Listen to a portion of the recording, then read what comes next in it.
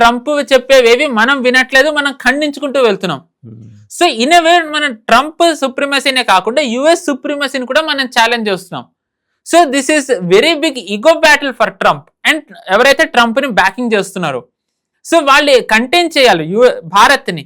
అందుకనే వాళ్ళు ఏం చేశారంటే, మేము ఖచ్చితంగా మాకు ఎటువంటి పశ్చాత్తాపం లేదు, మీరు అందరూ కూడా మేము ఏవైతే నిబంధనలు పెట్టామో మీరు ఆ నిబంధన అన్నిటినీ కూడా ఎట్టి పరిస్థితుల్లో మీరు ఫాలో అవ్వాలి, అవ్వకపోతే ఇలాంటిదే జరుగుతుందని మార్కో రూబియో స్టేట్మెంట్లో ఇచ్చాడు జయశంకర్తో మాట్లాడిన తర్వాత. అంటే క్లియర్లీ దీన్ని ఇంకా ఎస్కలేట్ చేస్తామని చెప్పి వాళ్ళు చెప్తున్నారు. సో వీ డోంట్ నో, ఇంకా ఏమీ నష్టం జరగకూడదనే కోరుకుందాం. But there are high amount of chances for this kind of things to happen. And next ఇంకొకటి మన ముఖ్యమైన విషయం ఏంటంటే, ఇవన్నీ జరిగింది ఏంటంటే భారత్ది one of the big achievements ఏవైతే ఉన్నాయో అది సైడ్ లైన్ అయిపోతూ వస్తుంది ఈ మెయిన్ దీని వల్ల. మనం చూసుకున్నట్టయితే గనక ఇది ఒక చిన్న ఉదాహరణ. 2 weeks బ్యాక్ బ్లూంబర్గ్ ఒక ఫేక్ న్యూస్ రన్ చేసింది. మన గోల్డ్ మొత్తాన్ని కూడా అమ్మేస్తూ వెళ్తున్నాం. ఎస్, అది ఎప్పుడు వచ్చింది? మనం జీడిపి గ్రోత్ రేట్ 7% మనం పెరిగింది when world is going under recession or world మొత్తం కూడా జీడిపి క్రైసిస్ లో ఉంటే మన జీడిపి పెరుగుతుంది అన్న టైంలో అది రావడంతో జీడిపి గ్రోత్ రేట్ ఎవరు అంత ఫోకస్ వెళ్లకుండా చేసే ప్రయత్నం చేశారు. మనం దాన్ని తీవ్రంగా ఖండించడంతో వాళ్ళ న్యూస్ని వెనక్కి తీసుకున్నారు. అంటే మన ఒక అచీవ్మెంట్ ఏదైతే ఉందో ఆ అచీవ్మెంట్ హైలైట్ అవ్వకుండా వాళ్ళ ఫేక్ న్యూస్ హైలైట్ అయ్యేలా చేసే ప్రయత్నం అది చేశారు. సక్సెస్ అయ్యారు కదా అందులో వాళ్ళు టు సమ్ ఎక్స్టెంట్. ఎందుకంటే మనం గట్టిగా మనం చర్యలు తీసుకోవట్లేదు. పవర్ఫుల్ మీడియా హౌస్ వాళ్ళ చేతిలో ఉంటాం.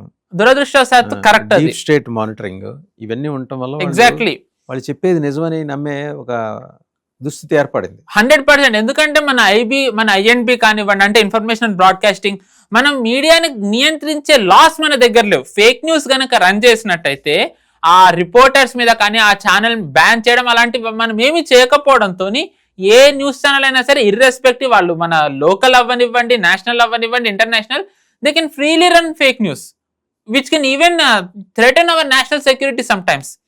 సో ఐ డోంట్ నో మరి గవర్నమెంట్ ఏం చేస్తుంది అనేది ఇంకా అది మనం వేచి చూడాల్సిందే.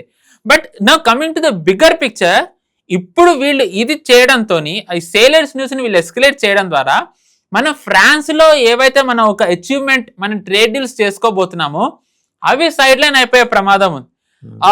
ఇప్పుడు మనం మామూలుగా మనకు తెలిసిందే మనకి టెక్ సోవర్నిటీ లేదు. We are completely dependent on US tech, be it in operating software or be it in మనం చూసుకున్నట్టయితే టెక్ లో mostly Microsoft, Google, Apple and etcetera మనకి వీటి మీదే ఆధారపడి ఉన్నాం. అండ్ ఎస్పెషల్లీ ఇప్పుడు ఏఐలో కూడా మనం చూస్తున్నాం చాట్ జీపీటీ ఎక్సెట్రా ఇవన్నీ వస్తున్నాయి. ఇలాంటి టైంలోనే ఇప్పుడు బాగా చాట్ జీపీటీ కంటే ఎక్కువ ఉన్న ఆంథ్రోపిక్ వాళ్ళది ఏదైతే ఏఐ ఉందో అది ఫారిన్ కంట్రీస్కి ఎక్స్పోర్ట్ చేయకూడదు అని చెప్పి యుఎస్ ఒక లా తీసుకొచ్చింది. యుఎస్ ఒక లా తీసుకురావడంతో ఏంటి, మన లాంటి దేశాలు అంటే నాన్ యుఎస్ కంట్రీస్ ఏవైతే ఉన్నాయో వాళ్ళు ఆంథ్రోపిక్ వాడలేరు. It is a setback for Anthropic company. But US ఏంటి దాని ద్వారా రెగ్యులేట్ చేస్తోంది. ఇది మనకి ఎలా మనం దీన్ని చూడాలి అంటే, ఇది అవుతున్న టైంలోనే భారత్ ఇన్నోవేట్ అనే ఒక చిన్న ఒక ఎక్స్పోని ఫ్రాన్స్ లో పెట్టింది. అక్కడ ఫ్రాన్స్ రాష్ట్రపతి ఇమాన్యుయల్ మ్యాక్రోన్ అండ్ మన ప్రధానమంత్రి నరేంద్ర మోదీ గారు జాయింట్ గా మనం semi conductors, deep tech, blue economy and artificial intelligence లో జాయింట్ వెంచర్స్ చేస్తామని ప్రకటించారు.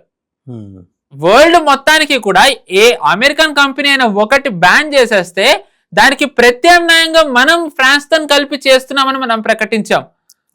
సో మరి యాదృశ్చికమా వ్యూహాత్మకమా మరి తెలియదు, కానీ యుఎస్ కి ఇది కూడా మళ్ళీ ఒక రకంగా యాదృశ్చికము వ్యూహాత్మకం రెండు కూడా డెఫినెట్ గా ఇది యుఎస్ కంటగింపే. ఎగ్జాక్ట్లీ. అంటే మీరు ఇందాక అన్నారు టెక్ సావర్నిటీ అనేది అంగీకరించదు. కరెక్ట్, అంగీకరించదు. కరెక్ట్. మనం చూసాం కార్గిల్ అప్పుడు జిపిఎస్ ని మనకి ఎలాగ లేకుండా చేశారు. సో మనం ఇప్పటికీ మనం చాలా మటుకు జిపిఎస్ మీద ఆధారపడి ఉన్నాం. We know that. అండ్ మనం చూసాం టారిఫ్ వార్ అవుతూ ఉన్నప్పుడు నయారా అనే కంపెనీకి యుఎస్ మైక్రోసాఫ్ట్ అజూర్ వాళ్ళు క్లౌడ్ స్టోరేజ్ ఏదైతే డేటా స్టోర్ చేసుకున్నారో అది మేము యాక్సెస్ ఇవ్వమనేసారు. సో మనం ఎంత వాళ్ళ మీద డిపెండెంట్ అయి ఉన్నామో ఇది ఒక ఉదాహరణ. సో దాన్ని ఎస్కలేట్ చేసిన టైంలో మనం ఫ్రాన్స్ తోని ప్రకటించడం అనేది యుఎస్ కి చాలా సెట్ బ్యాక్. ఎందుకు అంటే మామూలుగా మనం ఎప్పుడు అంటూనే ఉంటాం, యూరోపియన్ యూనియన్ మొత్తం కూడా యుఎస్ కి వసాల్, అంటే యుఎస్ ఏం చెప్తే యూరోప్ అది వినాల్సిన పరిస్థితి ఉందని. ఇవాళ పరిస్థితి లేదు కదా ఎగ్జాక్ట్లీ, అంటే కొంచెం. కానీ ఇది రాక ముందర కూడా యూరోప్ లో స్వతంత్రంగా ఒక విదేశీ నీతి, స్వతంత్రంగా నిలబడే ఒకే ఒక దేశం ఏంటి అంటే ఫ్రాన్సే. Not Germany, not Italy, not Spain and definitely not UK. France ఒక్కటే కొద్దో గొప్ప ఇండిపెండెంట్ గా వ్యవహరించే దేశం. అండ్ ఇప్పుడు అలాంటి దేశంతోనే మనం ఈ టెక్ ఏదైతే ట్రంప్ ఫారిన్ కంట్రీస్ కి వెళ్ళకూడదు అనే ఒక నిబంధన, ఒక శాంక్షన్ పెట్టారో, ఆ శాంక్షన్ కి ఆల్టర్నేటివ్ గా okay we will develop one thing అని చెప్పి మనము ఫ్రాన్స్ ప్రకటించాం. సో ట్రంప్కే కాకుండా యుఎస్ కి ఇది చాలా పెద్ద set back. Very true. Especially ఇంకొకటి ఏంటి అంటే, apart from AI, semi conductors, deep tech, blue economy, ఇవి భారత్ ఫ్రాన్స్ లో ఇప్పుడు ఒక వార్తలు ఏమొస్తున్నాయంటే వీఆర్ ఎక్స్ప్లోరింగ్ డిఫెన్స్ డీల్స్. ఆ డిఫెన్స్ డీల్స్ లో కూడా ముఖ్యమైనది ఏంటంటే, ఒకటి రఫాల్, దాని తర్వాత రెండోది మన సబ్మెరీన్స్. ఇవి రెండు చేస్తున్నామని అంటే మనం మామూలుగా మీరు ఎప్పుడు అంటారు మన కొన్ని interview starting, I'm just connecting the dots అని. మనం ఇప్పుడు అలా డాట్స్ కనెక్ట్ చేసుకున్నట్టయితే మనం అండమాన్ అండ్ నికోబార్ గురించి మనం మాట్లాడుకున్నాం, ఆయిల్ ఎక్స్ప్లోరేషన్. నేను అన్నాను, మనం దీని గురించి చర్చించుకున్నాం. ఈవెన్ మనం ఆయిల్ పడ్డా సరే దురదృష్టవశాత్తు మనం దాన్ని ప్రకటించే పరిస్థితిలో లేమని. ఎందుకంటే ప్రకటిస్తే కనుక యుఎస్ అక్కడ వచ్చి ఏమన్నా యాక్టివిటీస్ చేసి సెయింట్ మార్టిన్ ఐలాండ్స్ కోసం బంగ్లాదేశ్ మీద ఒత్తిడి తీసుకొచ్చి ఆవిడ ఎలా పదవి నుంచి దింపేసి అరాచకం సృష్టించిందో, ఎగ్జాక్ట్లీ అలాంటి ప్రయత్నం ఇక్కడ కూడా చేసే ప్రమాదం ఉంది. ఎగ్జాక్ట్లీ, అంటే ఆ ప్రమాదం జరుగుతుందని కాదు, బట్ ఆ ప్రమాదం అయితే ఉంది 100%. ఆల్రెడీ మన మీద అలాంటివి చాలా కుట్రలు జరుగుతున్నాయి, కానీ అది ఎస్కలేట్ అయ్యే ప్రమాదం ఉంది. ఇప్పటి వరకు sir since the formation of CIA 65 కుట్రలు మన భారతదేశం ఇచ్చేసింది. అది అఫీషియల్ గా మనకు తెలుసు, రెజీమ్ చేంజ్. ఇవన్నీ అమెరికన్ గూఢచర్లు రాసిన పుస్తకాల్లోనే ఉన్నాయి. కరెక్ట్. మీరు వాళ్ళ కుట్రలు చెప్పారు కాబట్టి ఒక చిన్నది, మనం ఆయిల్ గురించి మాట్లాడే ముందర ఒక చిన్న ఉదాహరణ. ఇటీవల ఢిల్లీ జిమ్ఖానా క్లబ్ గవర్నమెంట్ తీసుకుంటుంది ఫర్ నేషనల్ సెక్యూరిటీ అని అంటే గనక చాలా మంది దాన్ని వ్యతిరేకిస్తున్నారు. అది క్లబ్, ఇట్ ఈస్ ఫర్ అంటే దేశానికి సేవ చేసిన ఐఏఎస్లు, ఐపీఎస్లు వాళ్ళందరూ అక్కడ ఉంటారు, మీరు ప్రభుత్వం ఎలా తీసుకుంటారు నేషనల్ సెక్యూరిటీ అని చెప్పి మీరు తీసేసుకోవడం కాదని చాలా మంది అంటున్నారు. ఆ ఉదాహరణకి చెప్తున్నాను, ఆ Delhi Gymkhana club it is exactly opposite to PM's house. అది పిఎం హౌస్ కి ఎదురుకుండానే ఉంటుంది. ఆ 70s లో సిఐఏ వాళ్ళు అక్కడి నుంచి ప్రధాని నివాసం మీద వాళ్ళు గూఢచర్యం చేశారు. మనది it was a Disney land for every, even Mossad కూడా చేసి ఉండొచ్చు, వి డోంట్ నో, ఎవరైనా చేసి ఉండొచ్చు. అంతేందుకు 2024 ఎలక్షన్ అప్పుడు కొన్ని ఇజ్రాయలీ ఆర్గనైజేషన్స్ మన గవర్నమెంట్ కి అగెన్స్ట్ గా కూడా క్యాంపెయినింగ్ రన్ చేశారంట. సో నో కంట్రీ, భారత్ కి ఏంటంటే అందరూ శత్రువులే. అన్ఫార్చునేట్లీ మనం ఇది మన శత్రువు అని చెప్పే స్థితిలో మనం లేవు. అగైన్ కమింగ్ బ్యాక్ టు మన ఫ్రాన్స్ డిఫెన్స్ డీల్, మనం మోదీ గారు ఫ్రాన్స్ వెళ్లే ముందర 13,800 crores worth development projects Nicobar island లో మొదలెడుతున్నాము అని చెప్పి మన ప్రభుత్వం ప్రకటించింది. అండ్ ఈ నికోబార్ ఐలాండ్ లోనే మనం ఆయిల్ ఎక్స్ప్లోరేషన్ చేస్తున్నాం. హర్దీప్ సింగ్ పురి గారు చెప్పారు, ఇక్కడ మనకి గయానా అంత ఆయిల్ పడింది అని చెప్పి. గయానా 2011 లోనే ఎక్కడో వాళ్ళకి ఆయిల్ పడితే now they are one of the largest exporters.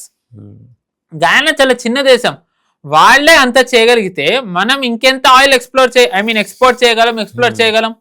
మనం ఫారిన్ కంట్రీస్ మీద డిపెండ్ అవ్వకపోయినా మనం ఆశ్చర్యపోక్కర్లేదు. అదే పరిస్థితి వస్తుందనే కదా అలా బెంగ అంతా కూడా. Exactly, you hit the bulls I.